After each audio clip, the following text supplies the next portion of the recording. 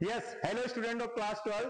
तो आज हम ये एक और इंपॉर्टेंट टॉपिक लेकर आ गए हैं और the name of the topic is what? Power of lens.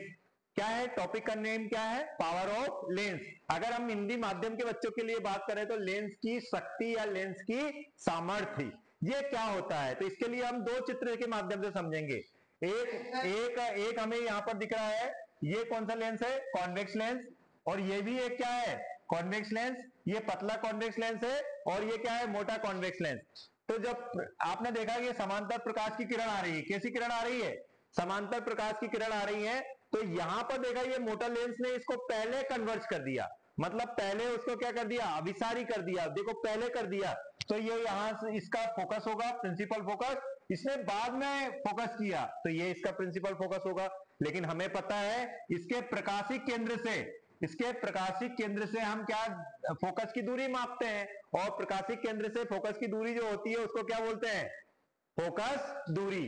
तो आप देख रहे होंगे क्लियरली, आप यहां देख रहे होंगे कि जो दूसरा लेंस जो है, पतला वाला लेंस है, इसकी फोकस दूरी ज्यादा है मोटे वाले लेंस से। तो फिर पावर किसकी ज्यादा है? जो मोटा वाला लेंस है उसकी पावर ज्यादा है किससे? पतले वाले। मतलब सिंपल सी बात मैं आपसे कहूं, जिस लेंस की फोकस दूरी ज्यादा होती है उसकी पावर कम होगी। मतलब ये कैसा रिलेशन है? रेसिप्रोकल, मतलब व्युत्क्रम रिलेशन है। कैसा रिलेशन है? व्युत्क्रम रिलेशन है। क्लियर हो गया सभी को? अब इसको गणितीय रूप में अगर लिखें तो गणितीय रूप में क्या लिख सकते हैं? P बराबर 1 अपॉन फोकस दूरी। क्या लिखेंगे? P बराबर 1 अपॉन फोकस दूरी। तो P बराबर 1 अपॉन फोकस दूरी। तो ये हमारा क्या आ गया? कॉन्सेप्ट आ गया किसका?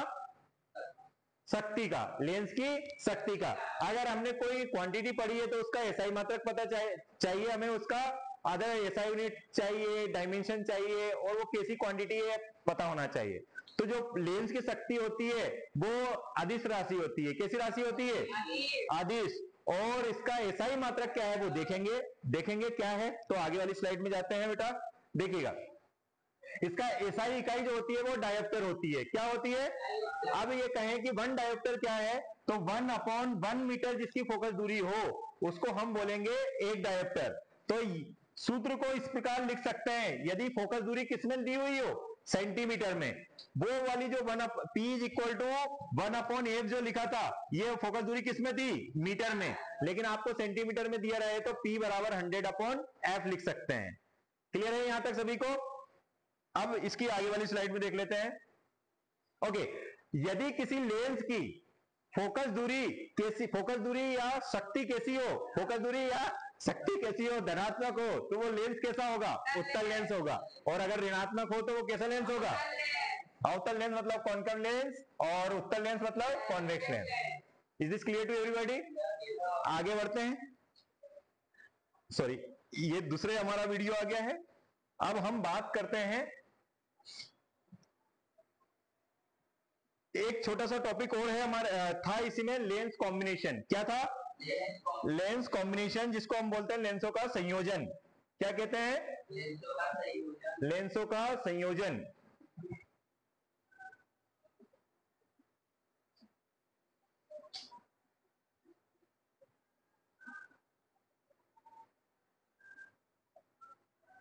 चलो लेंसों का संयोजन शॉर्ट में समझ लेते हैं। लेंसों का संयोजन, लेंसों का संयोजन मतलब कॉम्बिनेशन ऑफ लेंसेज। जब हम लेंस को, कोई भी दो लेंस को या तीन लेंस को या एन लेंस को हम जोड़ते हैं तो हमें यह देखना पड़ता है कि वो लेंस किस प्रकार का है। जैसे अभी मैं दो लेंसों का संयोजन देख रहा हूं, ये लेंस को मैंने बोला है L1, ये लेंस को क्या बोला है? L2। तब दो लेंस को संयोजन करते हैं तो उनकी शक्ति जुड़ जाती है। क्या जुड़ जाती है बेटा? शक्ति P बराबर P1 प्लस P2। अगर ये एन लेंस है तो क्या तक आ जाएगा? Pn।